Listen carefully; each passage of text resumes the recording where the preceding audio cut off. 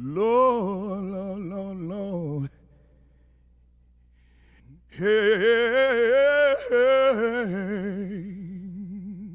Lord. Hey, oh, oh, oh, oh.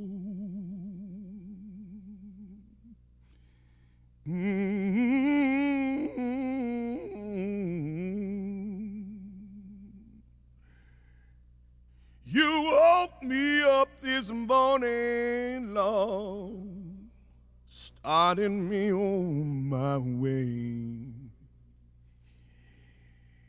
Everything gonna be all right. Everything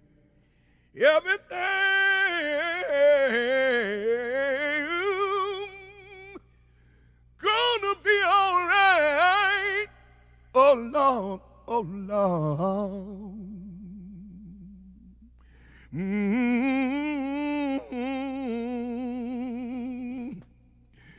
Mm-hmm. Well, Lord, I can't leave it alone. No, no, no, no. Oh, can't leave it alone.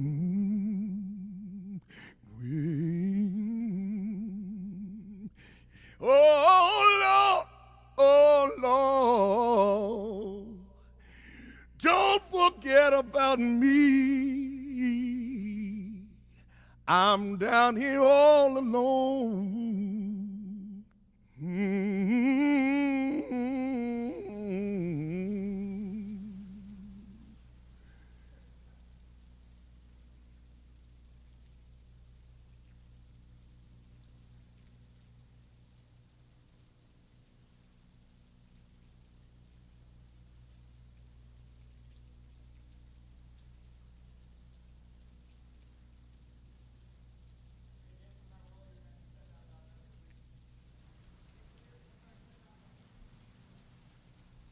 I have changed lives, you know. A lot of those inmates, you know. They have something to look forward to, you know. It's not the end of the world because you are in there. And believe me, that is hell on earth, you know.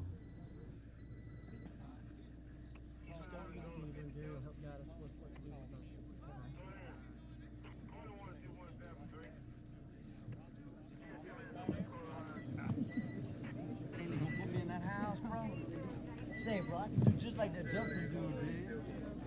I don't know, man. I think, go ahead. You know, leave your raving right there. Something always called me to go into the prisons and try to help the underprivileged. I've done that all my life.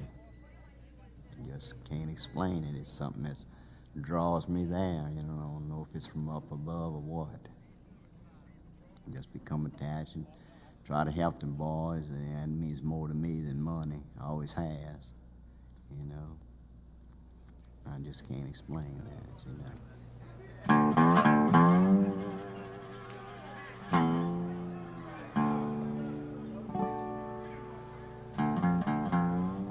I don't know, it's just always something in me. I guess I was meant to be a coach, you know, more like a daddy to a lot of kids too, and a lot of guys that needed some direction in the right way to go once they did get out of penitentiary and not go back, you know.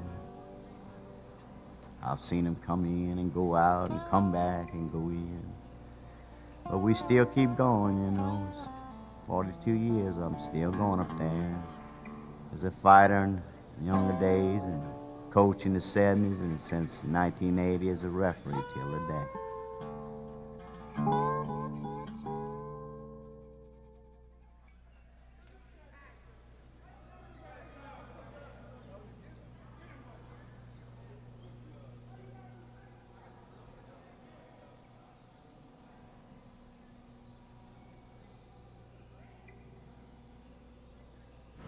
My name is Hassan Henderson. I'm an inmate prisoner in Louisiana State Penitentiary. I'm a boxer for Angola Bad Boys. My record is 13-1. Like that. That's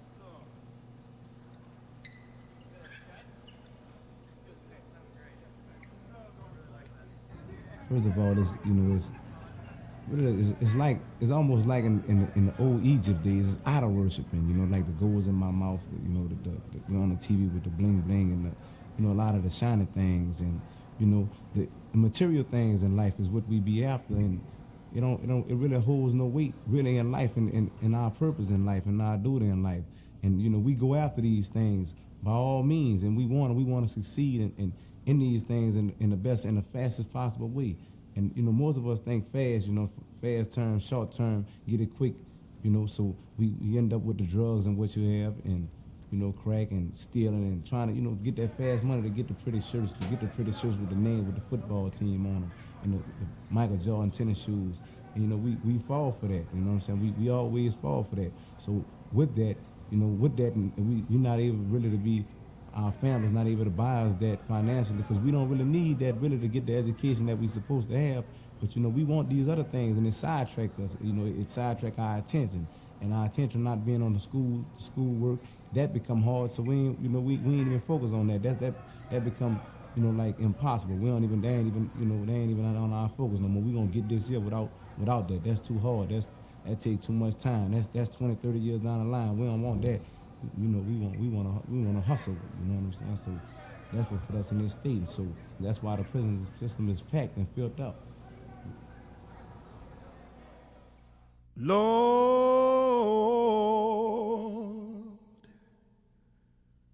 deliver me.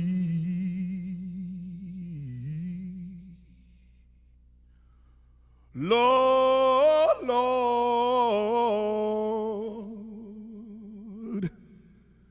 deliver me.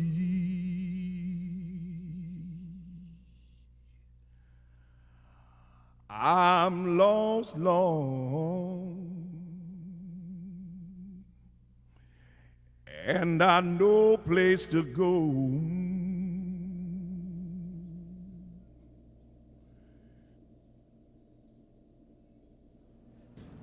If you don't grasp nothing positive in the prison system, like boxing, you really gonna become more worse of an individual than you were at first, because you don't have no sense of direction. It's nothing positive. That energy is still, you still have that energy, that aggressive. You still have that aggressive energy that you want to get off. So I don't want to fight dudes no more. I want to get on the, go run the yard. I want go hit the heavy bag. It calms down your ego. See, you have to be trained in boxing. You have to be trained. So you have to obey your trainer. You have to be disciplined. It gives you discipline. It helps you to be more disciplined. So in that, it helps you to understand and respect authority. You know what I'm saying? Although we might not be satisfied with those in authority, but we still have to. It's a must that we respect authority. If you can't respect the authority just because you feel it's, an improper authority, then how you gonna be able to produce in a society when the authority is the same?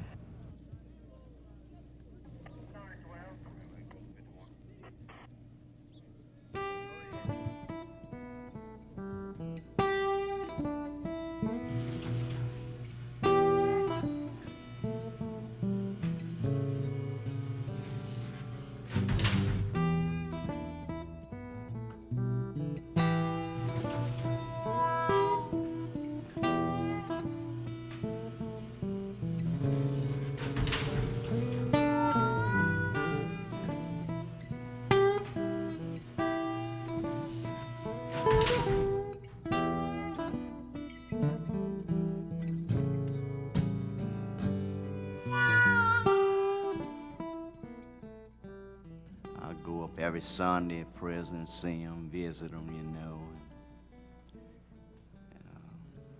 you form relationships with them and discuss their careers when they do get out and how far they want to go, and they sleep, eat, and breathe boxing, so I'm doing all I can to help them get there. But many years I go up there every Sunday and visit them,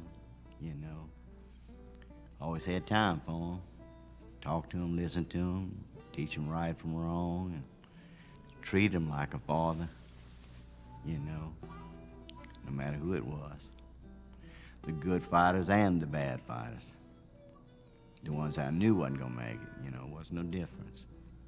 He was trying, I was gonna be there and talk to him. It was probably the greatest times of my life, you know.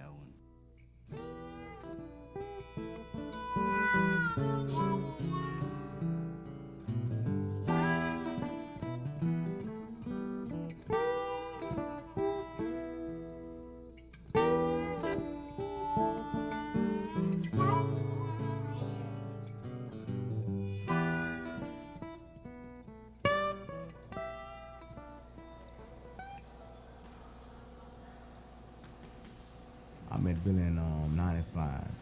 I was in DCI. Billy refereed the Pop. You know, he refereed all the fights. You know what I'm saying? He loved it. You know, Pop. You know, after one of the fights, you know, Pop was telling me something about my fight game, and I went to recognizing, and I went to working on it. So you know, Pop, you know, I've been saying it. So when I went to working, I was telling him, you know, next time we come to the fight. Matter of fact, he used to come to DCI and help train us and show us things. So you know, Pop used to come among us, man, and you know, used to work out with us and give us a lot of things. But you know, he used to give us, you know, just somebody from, you know, from the free world, from the streets that's able to come and just show some concern and some love for us. And you know, cause we ain't, you know, we nothing. You know what I'm saying? We prisoners, we inmates. They look down upon us. Society look down upon us. But here's a white man. You know, a man out, and all us pretty much, you know, boxers, they might have one or two white dudes on a boxing team at a time. It's not going to get too much more than that at a time on a boxing team. But here's a man that coming, he's taking a part of his time. He, you know, his business. He got business he can have to tend to. But he come and he share that with us and try to help us get out of penitentiary. He helped me. After me and Pop, you know, got cool, I went to calling Pop house and, you know, talking to Pop. He went to teaching me a few things about life itself. He helped a lot of brothers in here, man. I'm talking about Pop, man. He just be, that's we call him Pop because, you know, he be like a father. He a father figure to us, especially to us boxers. He be a father figure. There's other dudes who outside, you know, who never boxed in the ring that met him, and, you know, they feel the same way about him. You know, he just a good person, man. Pop, he beautiful, man.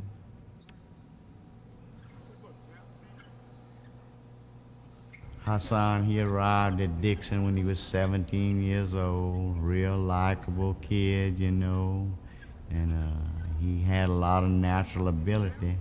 And he had that intensity and the will to win in his heart, and that's the kind I like to work with, and a great attitude, you know, smart, he's a good kid, a great work ethic. If you don't have a great work ethic, you even forget about boxing.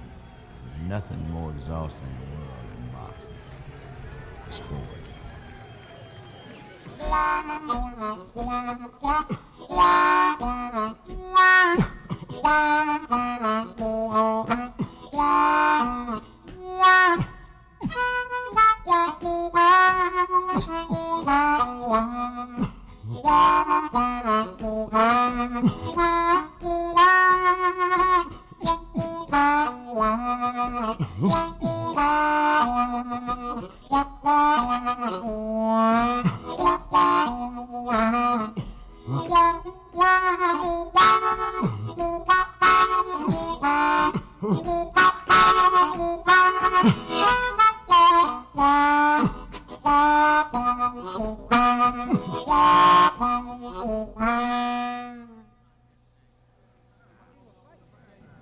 Billy is one of the only people, or one of the only people that ever even come into the prison system, and you know they allow Billy in the prison system to come in here and teaches us, and come in here and share his time with us.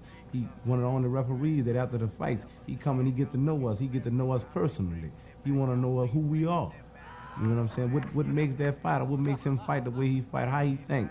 He Billy teaches you about the individual. He want to know about the individual, so you got to learn about him. So now in that that's a lesson that you should learn about each individual. So that's what really Billy do. And each individual in here, Billy can tell you about their personal lives, because Billy is into their personal lives. He a part of them. He a part of their personal lives. So he know things above their personal lives. And so that's it. He not only is it boxing, but it's personal with Billy. You know, he consider this his family. We his family. We his family. We his family. He my family.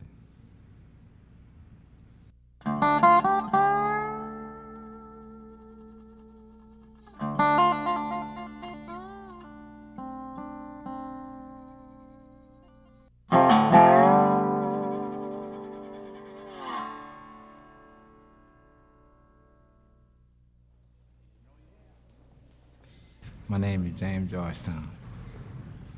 Some people called me the comeback kid. When I was in prison, I went 70-0. At that time, they called me the Destroyer. When I got out, I turned pro.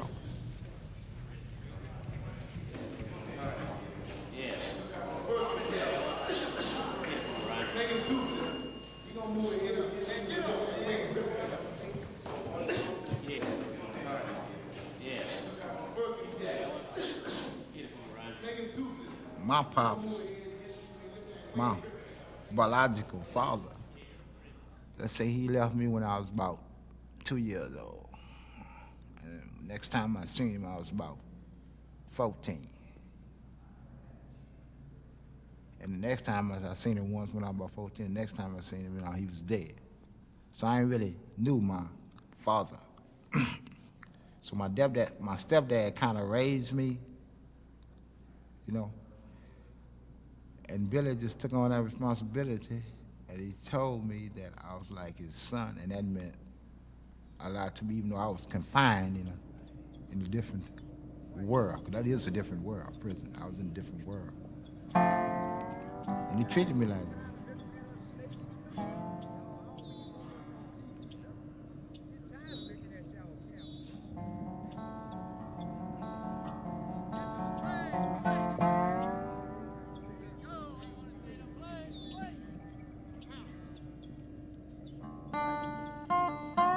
When you're in the inside of those walls, ain't too many people or persons, black or white, would take that time up to come to you and talk to you. I mean, Billy used to come there on his own time. He didn't get paid a dime. He just come there on his own time, sit and judge the fights, referee all the fights. Sometimes be the only referee there. Referee 15, 20 fights, and then still comes out there, sit down and talk to us. You need to do this, you need to do this, you need to work on this. I mean, talk to you about boxing on the phone. I mean, he just can't stay and drive on you, especially like when a lot of things happen in prison that make you lose your focus of what you was doing. We just called him on the phone and said, look, you just got to keep the focus, don't give up hope, One day you'll be free, and you'll be champion of the world. And I kept that drive right there. And as he told me, I went 70-0. Yeah. Mm-hmm. Yeah. Oh. Mm-hmm.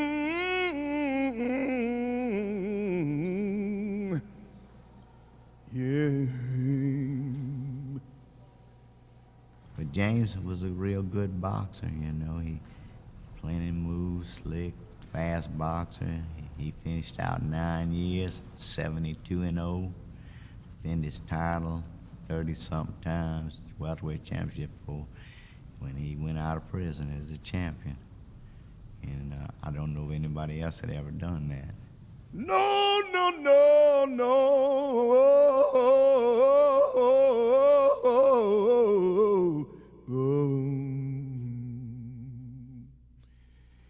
Yeah.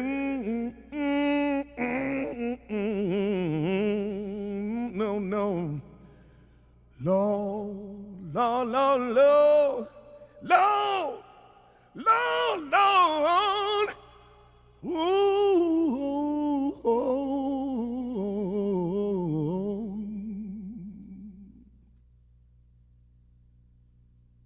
I went to prison when I was about 17 years old. I met Billy when I was about 18. And on my second fight, Billy told me, he said, you got a lot of potential, but you need to train a little bit. You need to get you a trainer to train you. And I did that. And I got a trainer. And every time, so we used to fight like every month at different prisons. I used to see him every month, just go over there. He used to coach me from the audience. Move, I could hear him. Stick and move. You standing flat-footed. Move your head. Stuff like that, He the one really inspired me a lot into it, and I trained hard. I trained every day.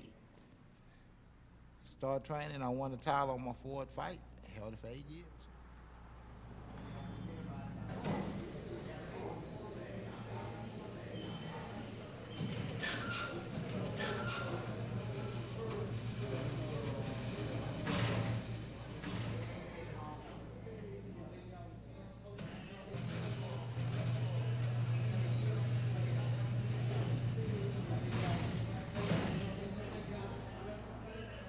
Walk with me, Lord.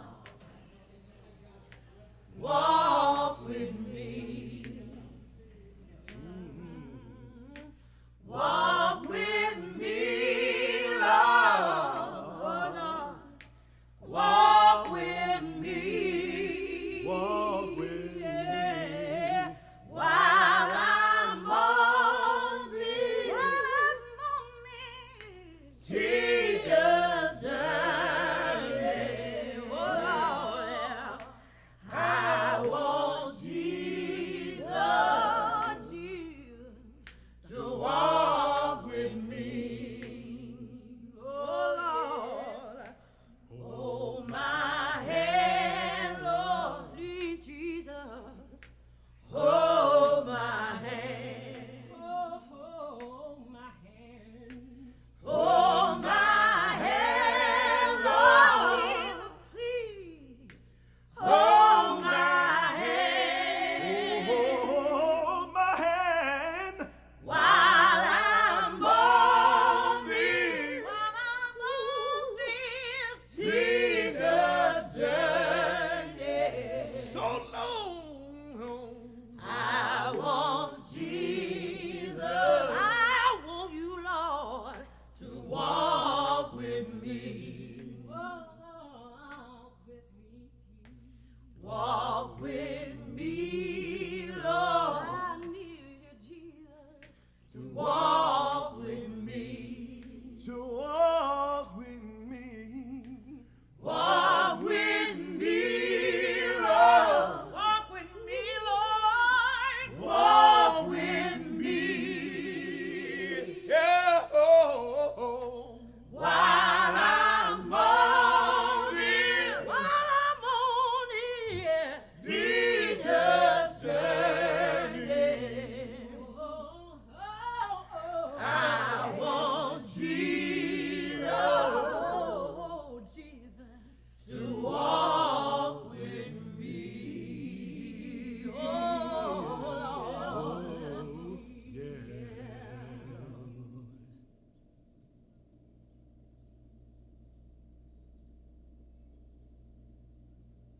Inside those walls, you have to have something to hold on to stop from going insane. Oh, you understand? And like Billy, he was that like the shining light that used to stay a year. Look, it gonna get better as it go on. Just train and train. Got me out of prison.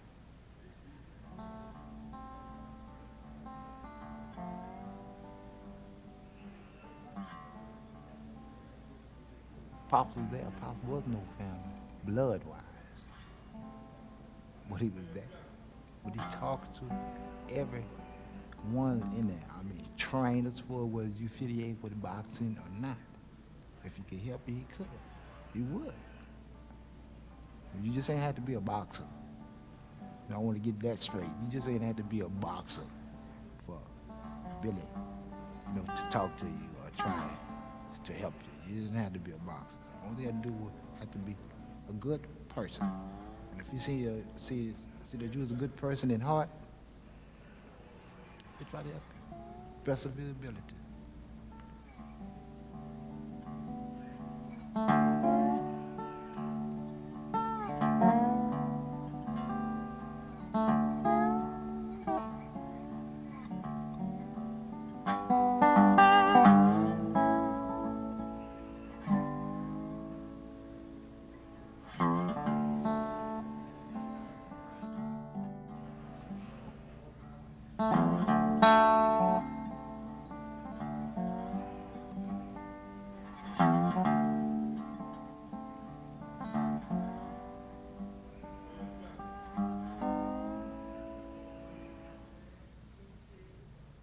try to teach them right from wrong, you know, and try to have a relationship with them because of the bad environment they come from. They have two strikes against them, you know, and I say there's just a special feeling for me toward them, and I can feel the love of them toward me, and that's why they all call me Pop, because most of them never had a daddy, and a lot of them never had a mama or a daddy. Their auntie raised them or their grandma raised them, you know.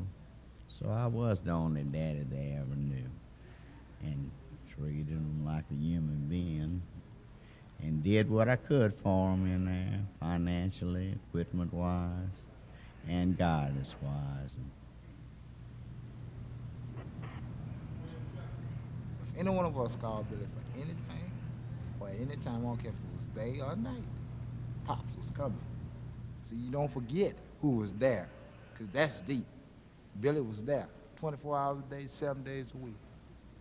You know, Billy was right there. You and your wife, a couple of kids, you're doing well, huh? I'm doing right. What you looking at? When's your fight you're looking at? I'm looking at it in November, somewhere around 6 or 8 round? 8 round. Good, good.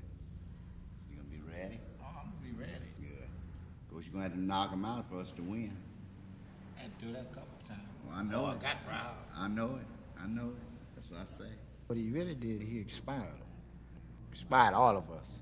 Not just for in boxing, but in life. Right there. And you know you always can call on him. I think that's why sometimes we do some of the things that we do, because we know we always can call on Billy, and Billy always be there, regardless. No, right. Chris. You know, at first I knew you was gonna be a little while after being locked up for 10 years. Well, 9 years, 8 months to be exact. 9 years, 8 months, 2 weeks, and a couple of hours.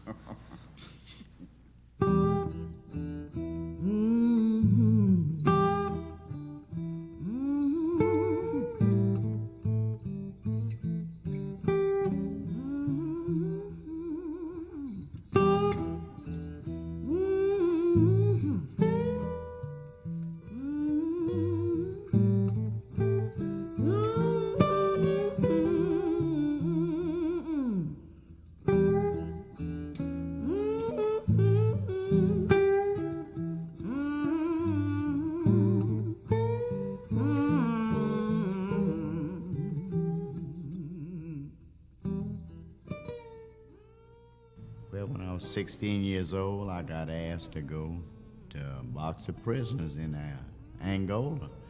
So me and Zeke Nola were 16 years old, everybody else 19, 20, 21. So we went with them. We didn't think nothing of it. We had fought older guys. So we went and we fought, and you know, and they were just so appreciative for us coming up there. It turned out I knew some of them, to come up there and box them and eat with them, spend some time with them, and for a few hours they were treated like a human being and somebody, you know, and we just kept going back, you know, and 1 year led into about 44. But that's how it started. Something always kept me drawing back there. I don't know if it was my calling or what, from God or somewhere, but I've always went there and never been paid nothing for it. And 4 different prisons, thousands of trips, furnished officials, and I do the refereeing.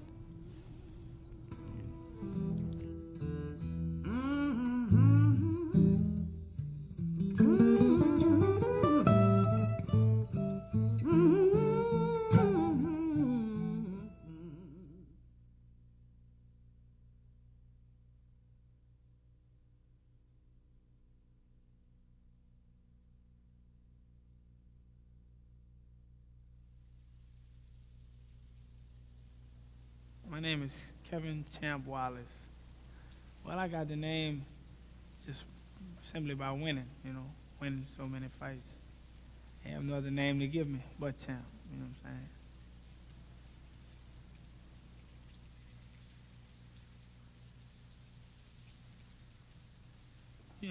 every boxer, well, almost every boxer want to be a champion of the world, you know what I'm saying? That's the only dream I really have as far as boxing, is to be the champion of the world, represent my name.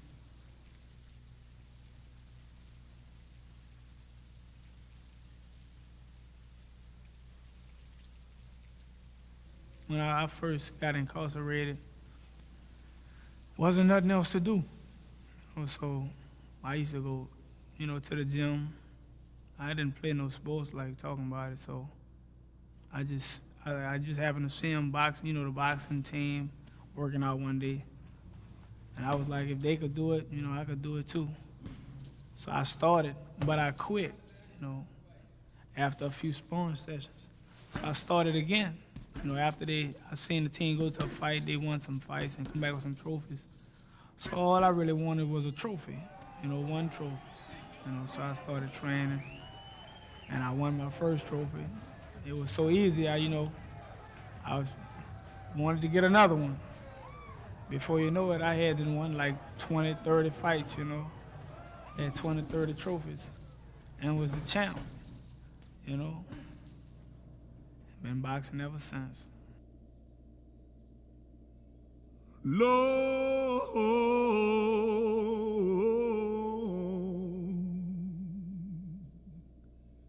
deliver me. Lord,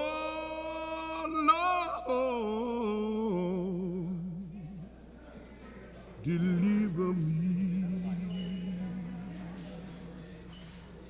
It's a rehabilitation within yourself if you're a boxer. Because boxing in prison is different than everything else. It's not like amateur boxing when you're a free person. It's a lot rougher. You learn more, and it's a lot more discipline. Because you're already on the inside, and it's you got discipline when you got an inmate trainer training an inmate boxer, and you listening to another inmate, and if you could do that, and don't have a complex toward it, then you're a man, You listening to this old guy, he a boxer. He probably couldn't beat you up or nothing, but you listening to him and taking the abuse, and it's like discipline. You learning something from it, and inside the system, it's not much rehabilitation. So a lot of guys look at boxing as a form of rehabilitation where they get away from everybody and, they just box, punch the bag, it's letting off frustration, It's fun in a way, but after it's all over, it's back to the prison thing, They still treat you like a prisoner. You don't get no special treatment or nothing. But boxing on the inside is just, it's a level higher than amateur boxing on the street. You have pros in prison. They've been boxing, guys been boxing so long, they can come out of prison and be good professionals. But a lot of them just don't have a chance at ever get out. So we'll never know. Well, John Henry had a little baby. You could hold it upon the head. And before that baby was 9 days old, he was driving down still like a man. My Lord, he was driving down still like a man. John Henry on the mountain, and the mountain was so tall. Well, the mountain was tall, John Henry was small. He laid down his hammer and he cried, Lord, Lord. He laid down his hammer and he cried. Well, some say come for me. Well, some say come from Spain. But I can't say he was a West Virginia man, 'cause he died with a hammer in his head. My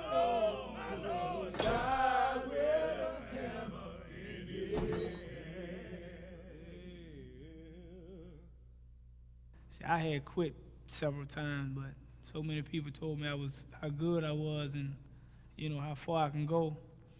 It kind of made me come back. Like Billy Roth, he's the reason I came back to boxing, because I had quit, And he sat down and told me how good I was, and how much faith he had in me and how much faith other people had in me.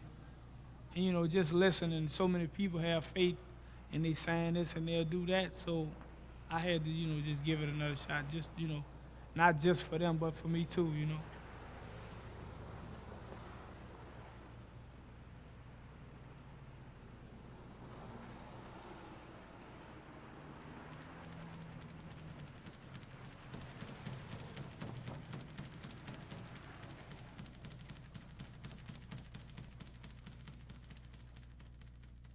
Well, Kevin came along after James, and he was a good welterweight also. He started at 140, won that belt. He won the welterweight, and he was developing as a good boxer, and I worked with him on different things. And then he fought for the 154 junior middleweight title because nobody was fighting him at 147, and he won that belt. And he fought the 160-pound middleweight champion because nobody was fighting him. He won that belt. And one night he weighed 147 pounds. He fought the light heavyweight champion, 175 pounds. And he won that. He beat that guy. He's the only guy to ever hold 5 belts in prison.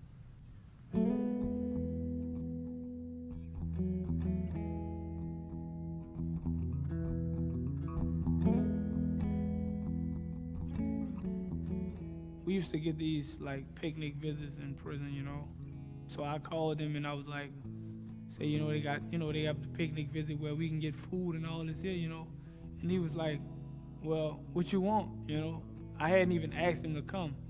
I was just like telling him what was going on, He was like, what you want, And I was like, well, anything, He said, you got to want, something other than anything, So I said, well, just bring me some food, anything, He brought me some steaks and stuff. He was there, he come right there. So we got off the phone, he was on his way, And at the time where really nobody was really doing nothing for me and my family, And by him just being there all the time, he was like, that's the only thing I could call him when he come through the door. I got tired of calling him Mr. Billy, you know what I'm saying? So it was more than Mr. Billy. It was Pop, like Daddy or whatever, He's not my real dad, but he's just like my dad. He took care of me while I was in prison and, came to visit, anything I needed, he got it for me, he was there, and even when I quit, he never told me nothing about the boxing. My visits never stopped, he never stopped sending money. We didn't even talk about boxing. He just used to come, and it was like, when he come, he was like, he come to see his son or whatever. It never was about boxing. And when I got back into the boxing, he was cool with it too, But he's just like a real good friend of mine, like my dad, And he's the real reason why I'm boxing today. He is my influence,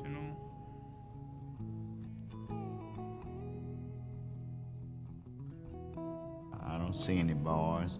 I see the human beings that I've been knowing since they were little boys grow up. They're still a little boy in my mind.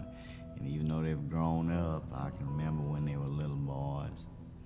And I don't see any bars. All I see is trying to help them get out and make sure they don't go back there again.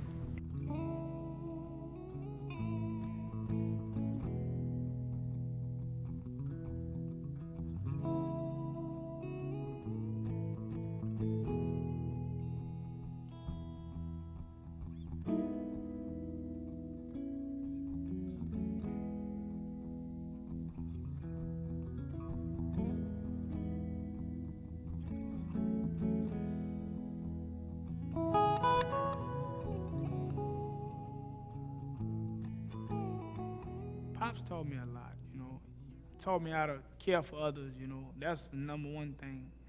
Taught me how to care for others, and, if somebody needed some help, Pop, he helped me so much, it is like made me want to help others, because I was fortunate enough to get something, and they weren't. Because at one time, I was in the same position they were. You know, I wasn't getting anything, no money, you know, no nothing.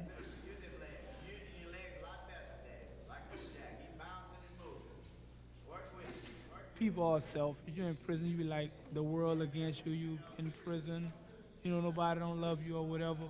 So you do selfish things, you know.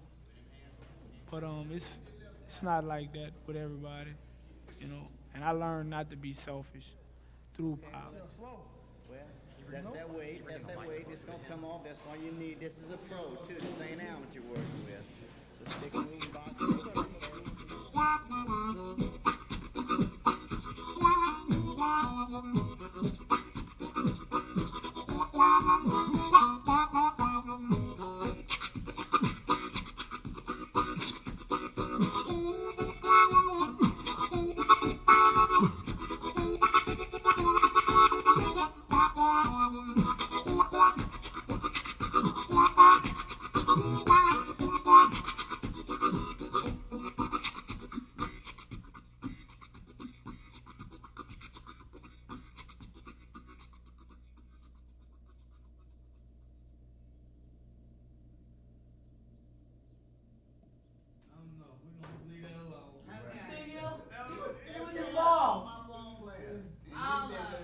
He was at canoeing. He was out of town. Bones, how'd you like the canoeing? Y'all went over to Kansas City, Arkansas? I never changed toward him because he was there when I was nothing, you know, when I had nothing, you know. He took me into his house, you know, when I got out of prison, you know. I didn't have nowhere to stay. I didn't have no money. I didn't have nothing, you know what I'm saying? Put me in his house, trusted me around his family, you know. So I could never turn my back on him, you know. If he trusts me that much, I trust him, you know, with my life, you know. Tell one of them to come at 4 o'clock, and the other one to come at 6. And when she called back, he was talking about, I thought I told you to come at 6. And both of them come up at the same time. He's just Pop to me, you know. He's a good person, you know what I'm saying? Somebody who cares for everybody, you know what I'm saying? No matter what position he in, he could be mad, you know. I live with him, you know. I see him when he down, when he mad, you know. But he get around people, you'll never know it because he don't show it. He's for everybody but himself. He's sad inside, through a lot of things, but he don't show it, you know. I know it, you know. He know it, but a lot of people don't know it because they don't live with him, they don't see it, you know. And he'll give his last to make somebody else happy, you know. He's like an angel, you know what I'm saying? That's how I see him, as an angel. He make everybody happy. When, you know, some of the people around him he trying to make happy, they don't care if he happy or not, you know. But he tries his best to make them happy. And, you know, it makes the devil come out of me sometime, you know, because I be like, man, why are you doing it? And they don't even care, you know what I'm saying? He's like, you know, he's just like Pop is like an angel, you know. He's a helpful person, you know. He right there with guardian angel. When you need some help, he right there for you, you know.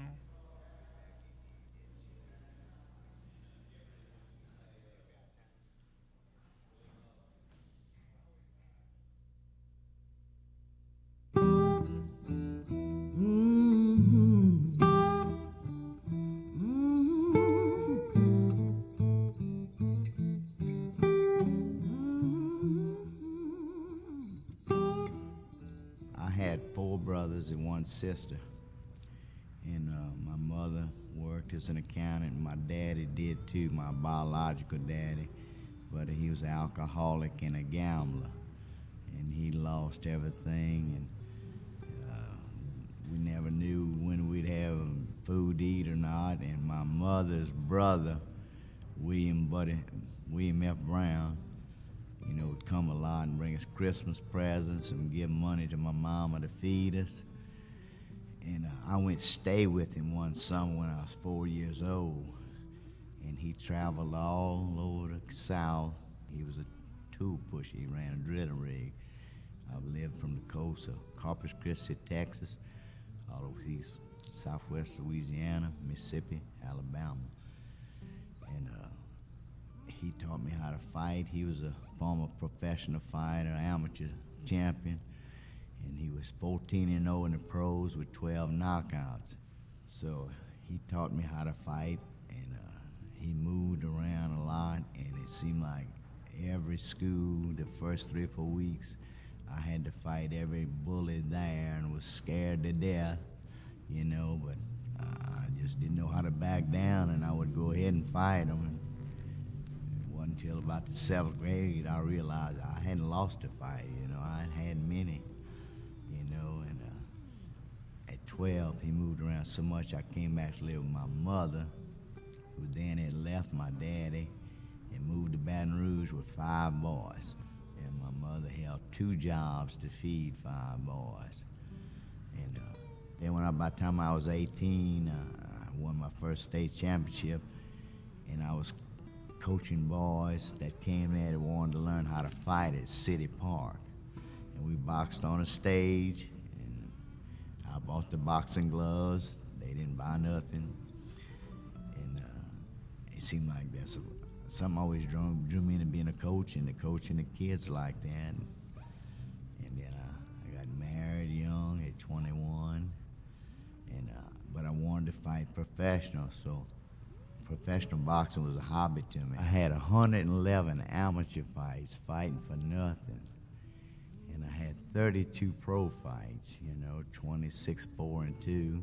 I fought in Baton Rouge 4 times. I always had to travel in another guy's backyard that you knew if you didn't knock him out, you were going to lose, because I really never lost but 1 fight. You know, I lost some decisions, but I didn't lose the fight.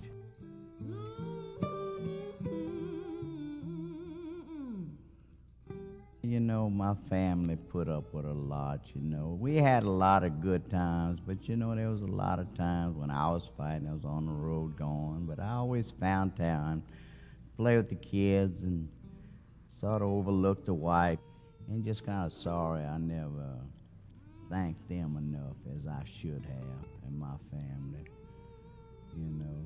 And they put up with a lot with me going and traveling a good bit for many years and still doing it, you know. But we're reaching toward the end now. After a little over 4 decades, it's maybe coming to the end now.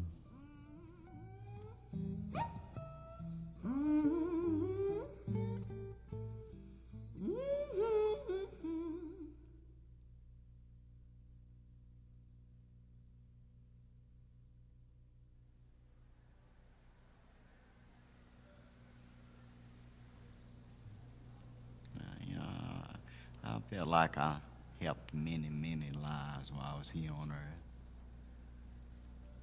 And I'm satisfied with it. You know, so I have a lot of memories and feel like I reached just about every goal I wanted now, except one more goal would be to have a world champion before I pass on. You know, and it did come from prison and changed his life. Real successful.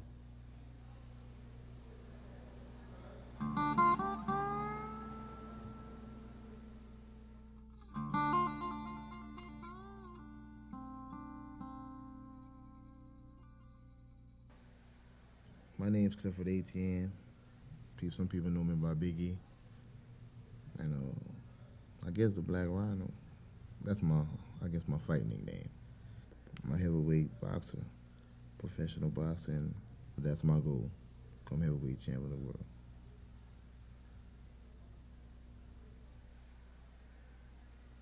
A little guy named Terry Dominic, when I started fighting in prison, he said, man, you got to come up with a nickname that depicts the way you fight.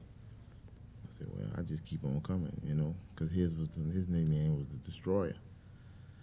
I said, I don't know what, something hard, the Anvil or something. I said, nah, that's a wrestler or something. So he said, what about rhinoceros? I said, well, they have black rhinos too. He said, man, they don't have any black rhinos. I said, yeah, they do. So I brought him to the prison library and showed him. He said, that's you, baby, black rhino. I said, cool. And it just stuck with me ever since.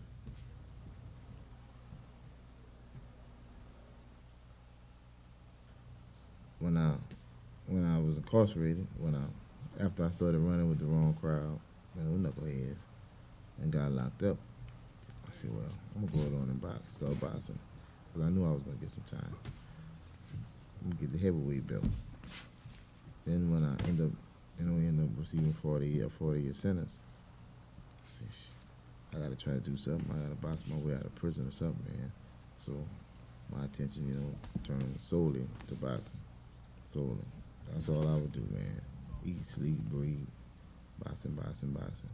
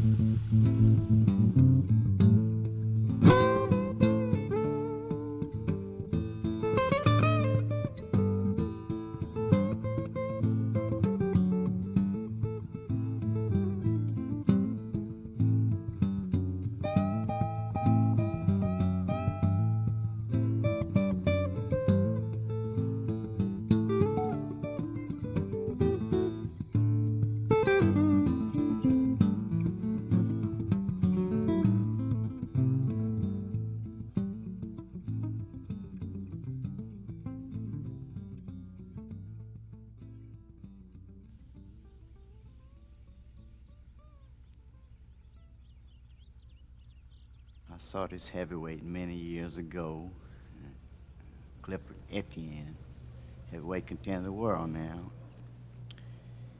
I saw he had the moves, intensity, and light on his feet, good on his hands, everything. And when I saw him, I just had this feeling, well, there he is.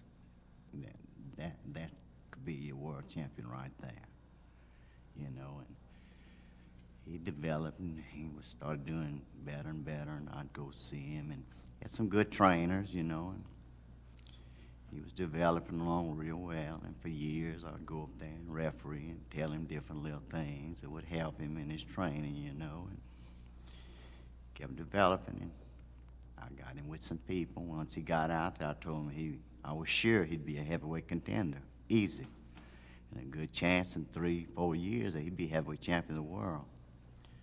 So he got out, he's moving up in the world, and he stays at the training camp a good bit in Arapahoe, North Carolina, with Don Turner, who trains Evander Holyfield, Michael Grant.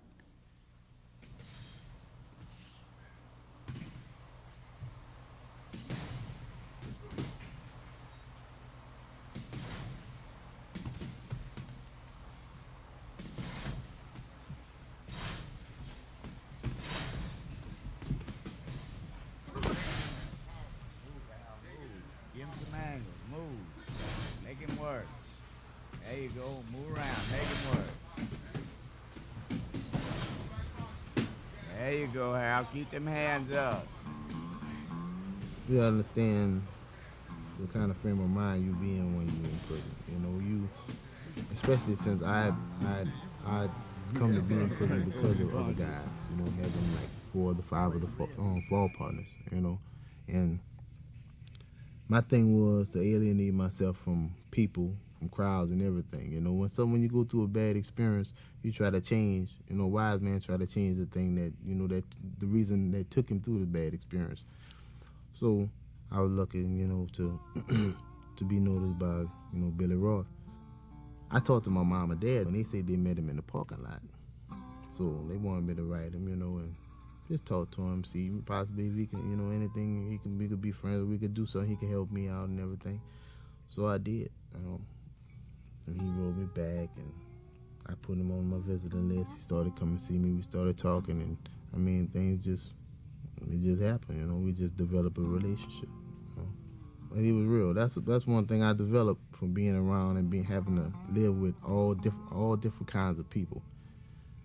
You develop an instinct about people. I don't have to be around a person for 5 minutes, and I could tell you exactly how they are. Whether if they're faking, or if they're boastful, or they're liars, or they're headstrong, anything. No, I figured he was real. You know, that's the key I got from him. So I just let myself go. You know, something that I didn't do since I had, become incarcerated. You know, really got close to somebody.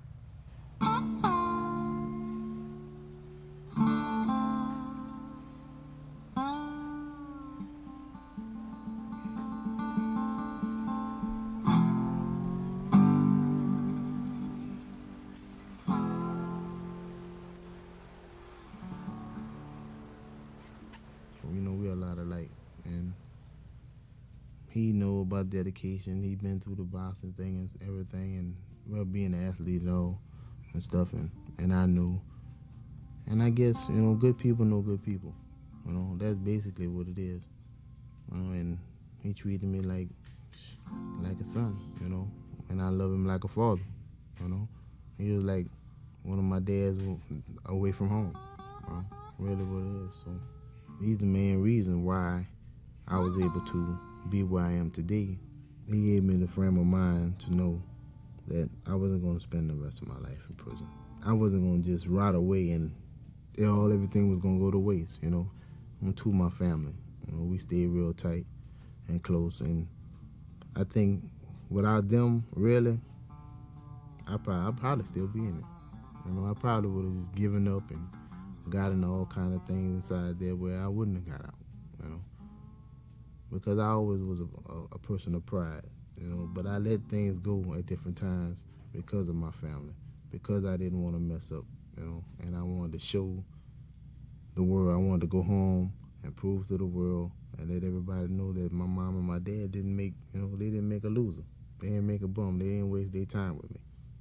So that's what kept me going. That's what kept me going, looking at the future.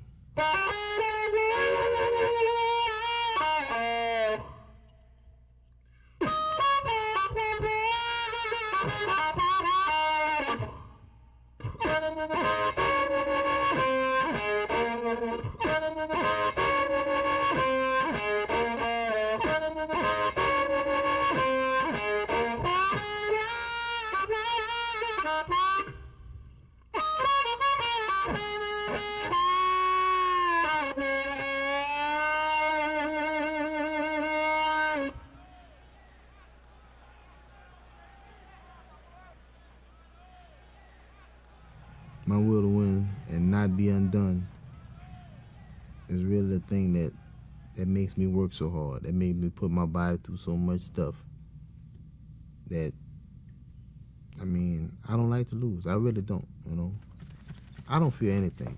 I've been through the fire. I done been to hell and back, and I'm here now, and can't nobody scare me.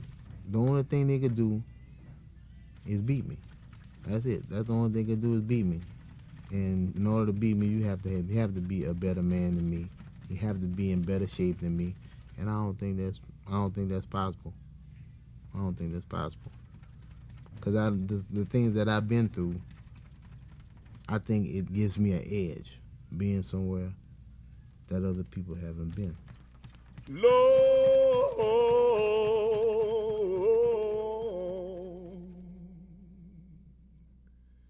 deliver me. Lord, Lord,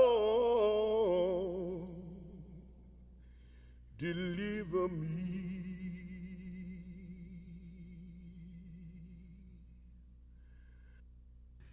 I would tell him I can get you to the dance, but you have to do the dancing. So I told him there's a hard price to pay, but if you pay it, we'll make you a champion. More than just boxing, about life.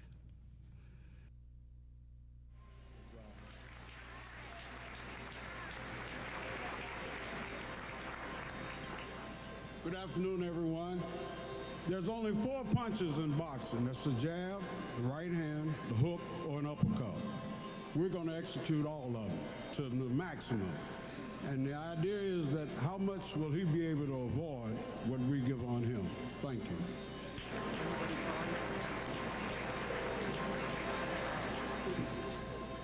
At the end, 224.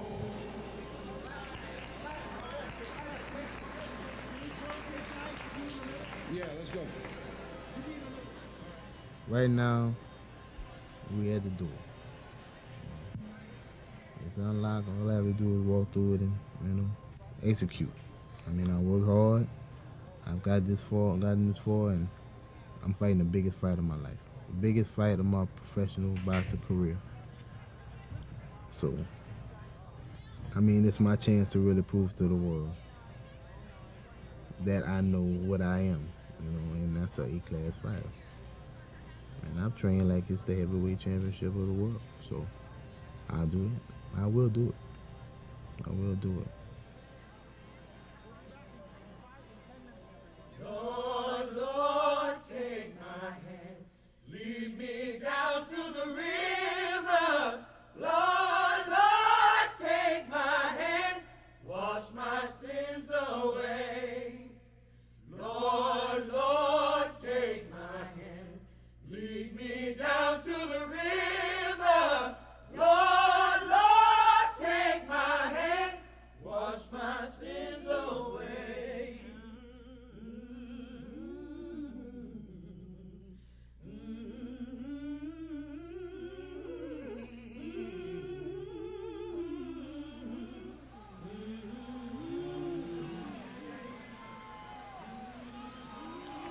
Good evening, ladies and gentlemen. The time has come for our main event, 10 rounds of boxing in the heavyweight division.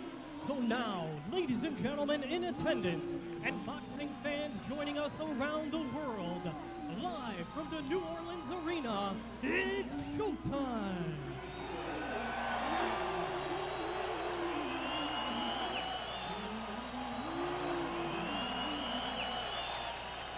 Ladies and gentlemen, introducing the number 5 contender by the WBO, the Black Rhino, Clifford Etienne.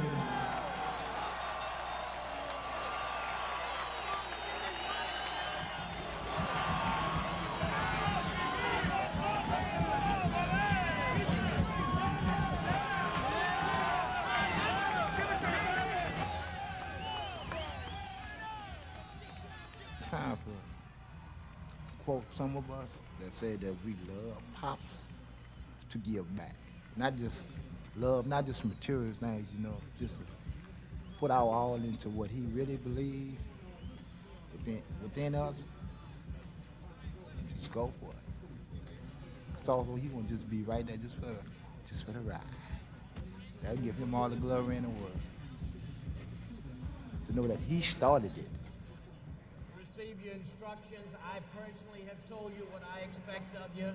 When I say break, I want a clean break. Protect yourself at all times. This bout is by the ABC rules. Have a good one. Shake hands, come out boxing. It's something he wants, something I want, It's like we doing it together. So I have to say we did it, I can't say I did it by myself because he had more faith in me than I had in me, He's the main reason why I was able to be where I am today. Billy's my man. I mean, if I call him Pops, that's my man.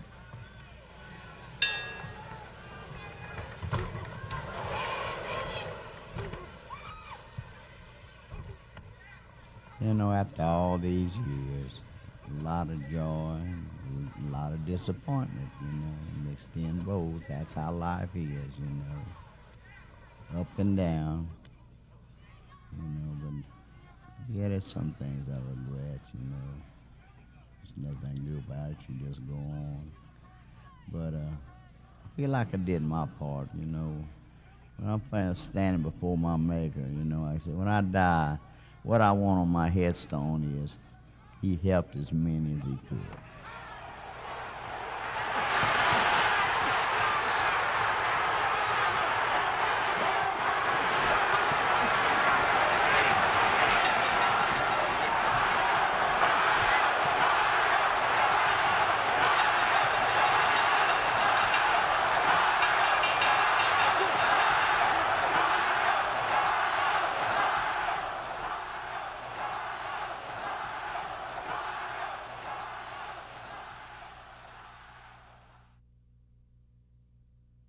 My name is Billy Raw.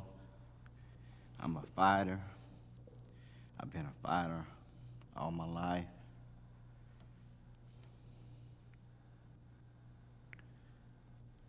And be a fighter till the day I die.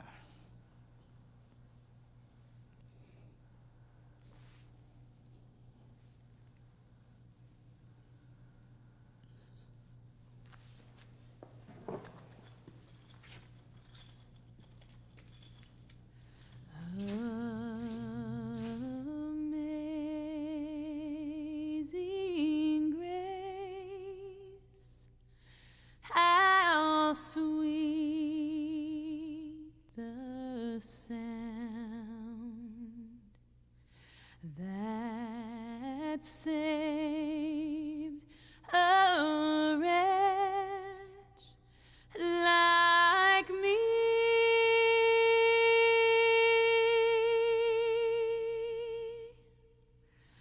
I once was lost, but now I'm found. Was blind, but now I see.